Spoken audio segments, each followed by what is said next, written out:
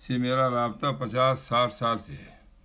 حضرت مولانا یوسف صاحب رحمۃ اللہ علیہ کے ساتھ مجھے آخری حج میں شرکت اور ان کے ساتھ سفر کرنے کی سعادت حاصل ہوئی، جس میں ہمارے حضرت شیخ رحمۃ اللہ علیہ بھی سرپرست رہے ہیں۔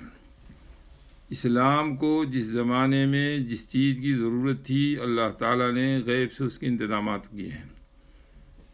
جب اسلام کو ضرورت تھی ایک ایسی شخصیت کی خاص طور سے ہندوستان میں جو خادم شریعت اکبر خادم شریعت تھا، جس نے نظام شریعت کو ڈھا دیا تھا اور پورا دھارا پورے ملک میں اسلام کے خلاف الحاد کی طرف جا رہا تھا، اللہ تعالیٰ کو منظور تھا کہ ہندوستان میں اسلام باقی رہے۔ اللہ تعالیٰ نے امام محمد سرہندی رحمۃ اللہ علیہ کو وہاں پیدا کیا، کھڑا کر دیا۔ انہوں نے اپنی حکمت سے، اپنی دانائی سے، اپنے قوت ربانی سے، اپنے نور ایمانی سے وہ کام کیا کہ جس کی مثال تاریخ میں بہت کم ملتی ہے، اور اس کی مثال اسے دوسری مثال ملتی ہی نہیں ہے اس طور پر کام کرنے والی۔ اسی لیے ان کو مجدد الف ثانی کہا گیا ہے کہ دوسرے ہزارے کے مجدد قرار دیا گیا ہے۔ وہ زمانہ اتنا سنگین تھا کہ کوئی ایسی طاقت میدان میں اگر آتی مقابلے میں تو وہ نیست نابود ہو جاتی۔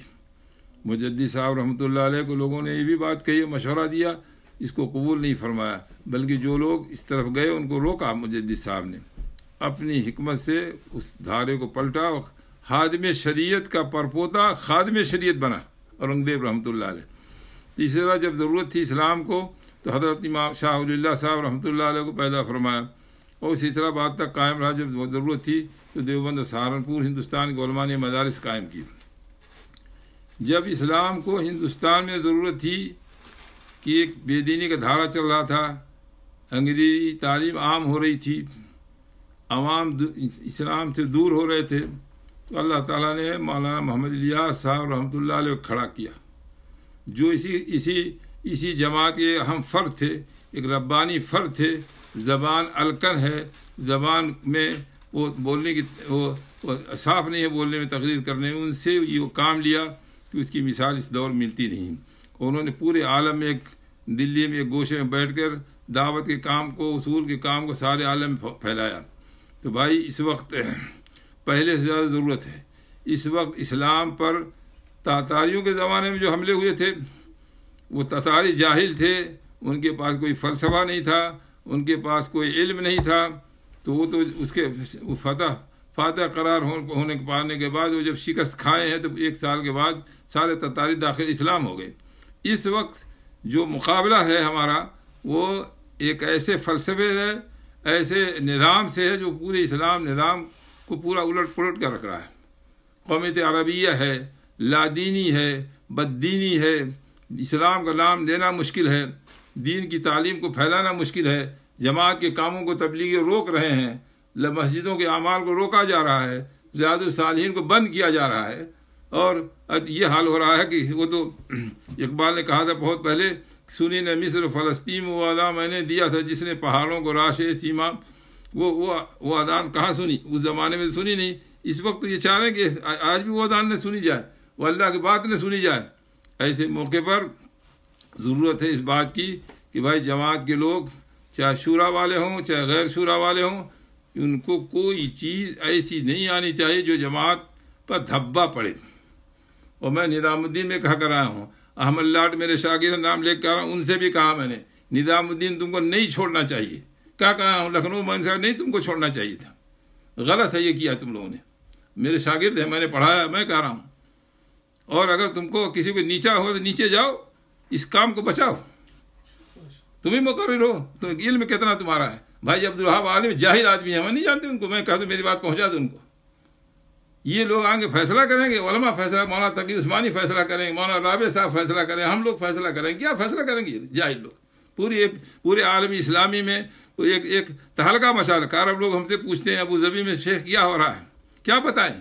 شرم آتی ہے، منہ دکھانے قابل ہم نہیں رہے کہ حضرت شیخ الحدیث کے آپ شاگرد ہیں، یہ جماعت میں کیا ہو رہا ہے؟ لڑائی ہو رہی ہے۔ بیٹھا ہوا ایک جاہل آدمی وہاں لاہور سے کہہ رہا ہے بھائی عبدالوہاب عالم جاہل ہے، مجھ سے زیادہ کون جانے، 50 سال سے میں جانا، وہ فیصلہ کریں وہ جماعت کے بارے میں، مسلمانوں کے بارے میں۔ میں جماعت کے لوگوں کو کہہ رہا ہوں خدا کے واسطے اپنے پر رحم کرو، خدا کے یہاں جواب دینا پڑے گا، ایک بھی نہ سنو، نظام دین تمہارا مرکز ہے، مرکز کو نہ چھوڑو، وہاں جو اختلافات ہیں جو کچھ ہے وہیں جا کے رکھو، وہاں معاملہ طے کرو، باہر لڑائی جھگڑے ختم کرو۔ یہ میں چلتے چلتے کہہ رہا ہوں، اللہ تبارک و تعالیٰ سے دعا ہے کہ میری بات سب کو پہنچے، اور یہ اپنے اس نظام پر جو چلا رہے اس پر نظر ثانی کریں اور لوٹیں صحیح راستے جو ہمارے حضرت شیخ کا تھا، جو مولانا محمد یوسف رحمۃ اللہ علیہ کا تھا، جو مولانا الیاس صاحب رحمۃ اللہ علیہ کا تھا، ان کے حالات ہیں پڑھے ہوئے ہیں، میں نے تینوں کتابیں میں نے شائع کرائی ہیں۔ مولانا محمد الیاس صاحب کی سیرت عربی والے میں نے شائع کرائی ہے، مولانا محمد یوسف صاحب کی کتاب ان کی حیات عربی میں ترجمہ وہ میں نے شائع کرایا ہے، اور حضرت شیخ کے زمانے میں نے شائع کرایا ہے۔ میں کہہ رہا ہوں، اس لیے میں کہہ رہا ہوں، درخواست کر رہا ہوں، خدا کرے میری آواز پہنچ جائے، کوئی اختلافی بات یہاں نہیں کرنی چاہیے، اپنا کام دعوت کیجیے، اور اگر ایسی ہے تو کہیے باہر جاؤ۔ میں اپنی گفتگو ختم کر رہا ہوں، آخر دعوانا الحمدللہ رب العالمین، اللہ تعالیٰ توفیق دے یہ لوگ مل جل کر ایک ہو کر کام کریں اور دنیا کے لیے نمونہ بنے۔ ربنا تقبل منا لا الہ الا انت بات کرتے ہیں۔ چلیے